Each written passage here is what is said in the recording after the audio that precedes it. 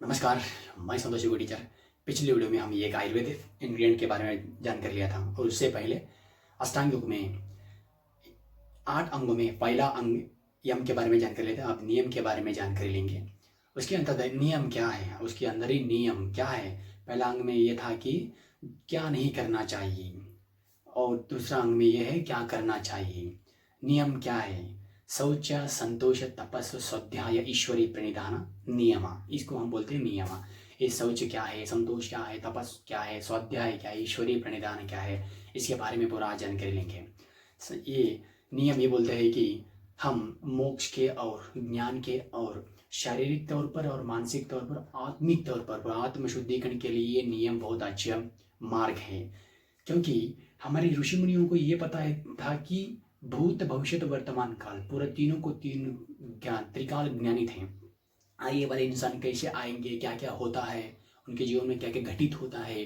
इसलिए इसके बारे में हम क्या पतंजलि महर्षि ने ये दिया है कि हमें एक सुव्यवस्था करके, व्यवस्था करके, अच्छी तरह व्यवस्था करके हमें दे दिया है अष्टांग योग। उसके अंतर्गत आता है नियम। नियम में ये आता है शौच। शौच क्या है? शुचित्व। जो भी हमारे शारीरिक तौर पर हमें साबुन वगैरह, शैम्पू के वगैरह लगा के हम अच्छी तरह स्नान करते हैं, जैसे सेम हम क्या करना चाहिए, मानसिक और दैहिक पूरा पूरा शरीर को शुद्ध करना है, ये शौच के तौर पर।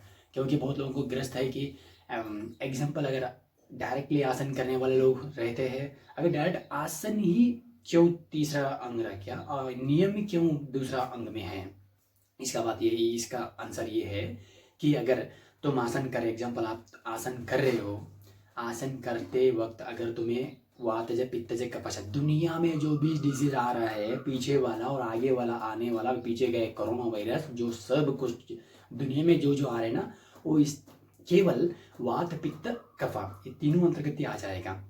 अगर तुम्हारे शारीरिक तौर पर अगर तुम्हें वातज, पित्तज, कफा तीनों में अगर एक दोष है, तीनों में 2 दोष, किसी को 3 रहता है, सन्निपातज एक दोष शो भी रहता है ना। अगर आपको पित्त प्रॉब्लम है, अगर आप डायरेक्टली आसन कर रहे हो, क्या होगा, अंदर ही अंदर ऑलरेडी विष है शरीर में, आप विष अंदर शरीर में रख करके तुम उछल कूद कर रहे हो, क्या करेगा, पूरा वो शरीर में तहस नहस होकर के पूरा बॉडी सर्वनाश करेगा। इसलिए पहली बात यही है कि जब हम बॉडी शुचित्व करेंगे, बाद में हम आसन करने के लिए योग्य।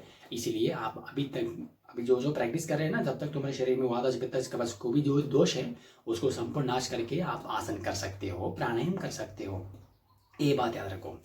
अगर संतोष रहना है, अगर तुम्हारे मन में संतोष ही नहीं है तो क्या करोगे तुम आसन करके? ऐसा डाला बैठ के ऐसा करके ये हो जाएगा नहीं। जब तक तुम्हारा मन में अच्छी तरह शुचित्व, एकाग्रता, निर्मल चित्त जब तक नहीं आएगा, तब तक तुम आसन नहीं कर सकोगे, प्राणायाम भी नहीं कर सकोगे। अगर किया तो भी बैड इफेक्ट आएगा, अच्छे इफेक्ट तो नहीं आएगा, पूरा पूरा तहस नहस हो जाएगा। इसलिए प्रैक्टिस मत करो प्राणायाम। संतुष्टि जब तक नहीं आएगा तब तक तुम आसन करने को भी योग्य नहीं हो, आसन प्राणायाम करने को भी योग्य नहीं हो। हाँ, ध्यान तो बहुत दूर की बात है, उसके बारे में बाद में बात करेंगे। देखो अभी हो गया ना संतोष। तपस क्या है? तपस जब तक हम मेहनत करके अच्छी तरह हम काम करना है, पढ़ाई करना है, ज्ञान प्राप्त करना है, हाँ, दूसरे के लिए अच्छे से काम करना है, इतना काम तो कोई भी नहीं करेगा। अगर कर रहे हो तो उसको बोलते हैं हम तप। दूसरे की भलाई के लिए जो काम करते हैं ना, उसको बोलते हैं तप। ये नहीं है कि जाके मन में तपस करना है, नहीं, वो नहीं है। सुकर्म, सत्कर्म, असुचार, अच्छे विचार, दूसरे के प्रति प्रेम भाव, दूसरे के प्रति अच्छे उनके लिए हम काम कर रहे हैं, अच्छा काम, उनका भलाई के लिए कर रहे हैं हम, उसको बोलते हैं तप। स्वाध्याय क्या है? हम कौन है, कहाँ जाना है, क्या करना है, पता ही नहीं है, डायरेक्ट प्राणायाम आसन कर रहे हैं हम, ध्यान बैठ रहे हैं हम, ध्यान नहीं लगेगा कभी भी। स्वाध्याय हमारे ऋषि मुनि ने ग्रंथों का अद्भुत भंडार दिया है, वो भंडार को देख के उसको अच्छी तरह पढ़ाई करके, जैसा ग्रंथ में लिखा है वैसा, जो भी ग्रंथ रहता है ना, बाहर करना मुख्य नहीं है, उसको मानना पड़ेगा। उसको पूरा का पूरा जीवन में लाना पड़ेगा। जब तुम बाहर करना इम्पोर्टेंट नहीं, हमें भगवत गीता तो पूरा श्लोक, सारी की सारी श्लोक कंठपाठ है, कंठस्थ है, क्या करोगे? अरे कंठस्थ नहीं, इम्पोर्टेंट कंठस्थ करना नहीं है, उसको जीवन में लाना है। इसलिए हम क्या करना है? स्वाध्याय। बाद में हम कौन है, कहाँ से आए, पहले ग्रंथों की जानकारी रखिए तो बाद में हमारा ज्ञान अपने आप प्राप्त हो जाएगा। स्वाध्याय करके बाद में हम करना है ईश्वरीय प्रणिधान। जो भी हम काम कर रहे हैं वे पूरा का पूरा ईश्वर को समर्पित करना है।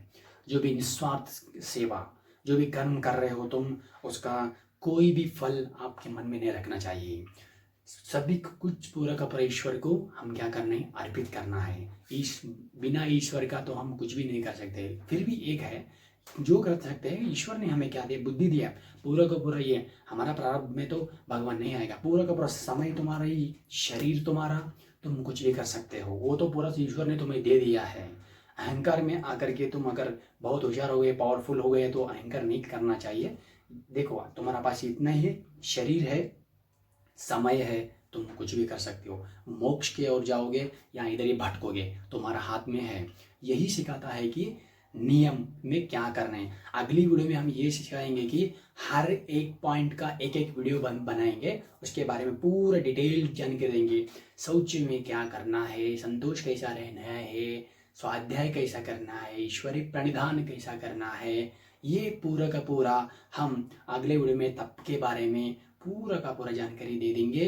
तब तक के लिए हमारा संतोष माता योगा यूट्यूब चैनल सब्सक्राइब कीजिए, बेल आइकन प्रेस कीजिए। अगर कोई सवाल है तो आपको आप कमेंट कर सकते हैं, हम जरूर आंसर दे देंगे।